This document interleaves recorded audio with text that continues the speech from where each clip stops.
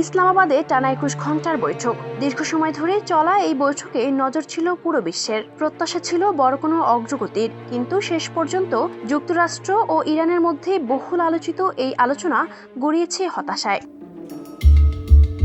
যুক্তরাষ্ট্রের vice president JD Vance বৈঠক শেষে বলেন, গুরুত্বপূর্ণ আলোচনা হয়েছে, সেটাই ইতিবাচক দিক। তবে আমরা কোনো সমঝোতায় পৌঁছাতে পারিনি। তার মতে এই ব্যর্থতা যুক্তরাষ্ট্রের চেয়ে ইরানের জন্যই বেশি নেতিবাচক বার্তা বহন করছে।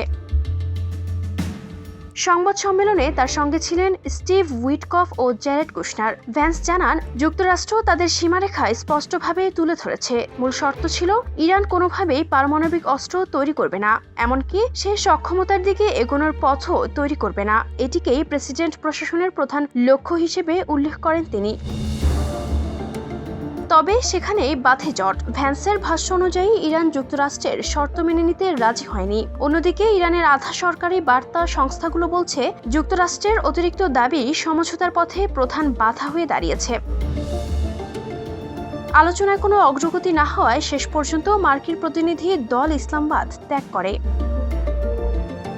এই ব্যর্থতার প্রভাব পড়তে পারে চলমান ২ সপ্তাহের ভঙ্গুর যুদ্ধবিরতির ওপরও। পরিস্থিতি যে কোনো সময় আবার উত্তপ্ত হয়ে উঠতে পারে, এমন আশঙ্কা বিশেষজ্ঞদের।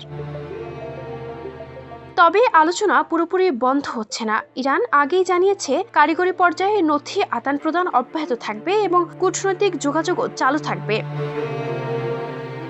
তবে সংশ্লিষ্টরা এই বৈঠককে ঐতিহাসিক বলছেন, কেননা ইরানের ইসলামিক বিপ্লবের পর এত উচ্চ পর্যায়ে যুক্তরাষ্ট্র ও ইরানের সরাসরি বৈঠক খুবই বিরল। প্রায় ১ দশকের বেশি সময় পর এমন মুখোমুখি বসা আন্তর্জাতিক কূটনীতিতে নতুন সম্ভাবনার ইঙ্গিত দিচ্ছে বলে মনে করছেন তারা। Ayesha Akter Swarna, Campus Times.